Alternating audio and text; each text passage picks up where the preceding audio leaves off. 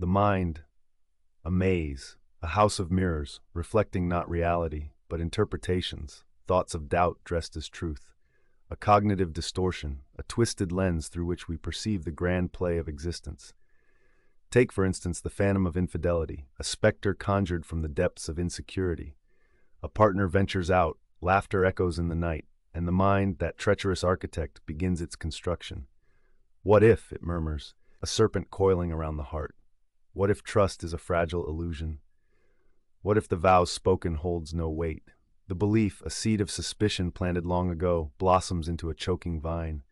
Each absence, each unexplained delay, becomes fuel for the fire. The present moment, vibrant with potential, is consumed by the anxieties of a future unseen, a future that may never be. The entire night is tainted, the relationship itself poisoned by the venom of unwarranted fear. But what are what-ifs but phantoms? Shadows dancing on the wall of our perception. They hold no weight, possess no substance. They are whispers of possibilities, not prophecies etched in stone. To surrender to them is to relinquish control, to become a puppet dancing to the strings of our own anxieties. Yet belief is a different beast entirely. Belief is the architect of reality. It is the quiet conviction that shapes the unseen into the seen, the impossible into the inevitable. To believe in a future is to call it into being, to breathe life into the dormant potential that lies within the quantum foam. Consider those who dared to defy the limitations of their time. Roger Bannister, shattering the 4-minute mile, a feat deemed heretical by the priests of possibility. Edison, toiling through 1,000 failures, each a step closer to illuminating the world. Their success was not born of luck, but of unwavering belief, a refusal to be bound by the chains of perceived limitations. Belief is the golden thread, the invisible cord that binds together the tapestry of achievement. And this simulation, this grand tapestry of experience we call reality, what is its purpose? Is it merely a random sequence of events, a cosmic accident devoid of meaning? Nay, I say, it is a crucible, a forge designed to temper the soul, to transform us into balanced beings, capable of navigating the higher dimensions of consciousness. We are conduits, transformers of energy. We receive the raw current of the fourth density, the realm of time and potential, and transmute it into something tangible, something of value within the material realm of the third. It flows through us, this cosmic energy, and it is our task to shape it, to mold it, to offer it back to the world as a gift. Knowledge is the key, but knowledge without application is a barren field. We must not merely amass information, but distill it into practical wisdom, tools that others can wield to forge their own paths. Practicality is the touchstone, the litmus test of true understanding. If it cannot be practiced, it is merely a gilded cage, imprisoning the mind rather than liberating it. And with practice and knowledge comes a symphony of solutions, an array of choices that empowers us to meet life's challenges with grace and ingenuity. Our purpose, the very reason for our incarnation, lies hidden within the field of possibility. It is the destiny we chose, the path we inscribed upon the stars before descending into this mortal coil. The trials we face, the obstacles that loom large, are not punishments but tests. They are opportunities to hone our skills, to refine our essence, to overcome the interference that seeks to distort our true calling. Discontent, that familiar ache within the soul, is not a sign of failure, but a signal, a cosmic nudge whispering, "You are meant for more." It is the universe itself, telling us that we are playing too small, that we are squandering the vast potential that lies dormant within us. There are two pathways to awakening the dormant potential within the mind. The first, the path of chemicals, a forced march through the neurological landscape. The other, the path of thought, a gentle unfolding guided by the hand of consciousness. Medication versus placebo, a stark choice between force and faith. Consider the fleas trapped within a jar. For a time, they leap, striving to escape their confinement, but after days of futile effort, they cease their struggles, their spirits broken by the limitations imposed upon them. Even more tragically, their offspring never even attempt to jump, inheriting the chains of conditioning without ever experiencing the sting of the glass. And so it is with humanity. Veins of conditioning run deep, woven into the fabric of our collective consciousness. But the choice, the ultimate power, remains with the individual. to remain trapped, or to leap free. Evolution is not a random walk, but a deliberate path, a journey of self-discovery.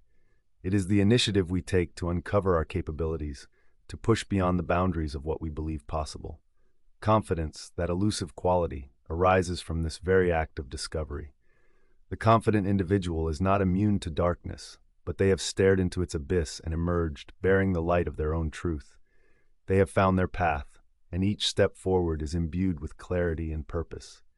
Anxiety, trauma, depression, they are not diagnoses, but signposts. They are the markers on the path we ourselves have laid out, the trials by fire that forge us into the ultimate version of ourselves.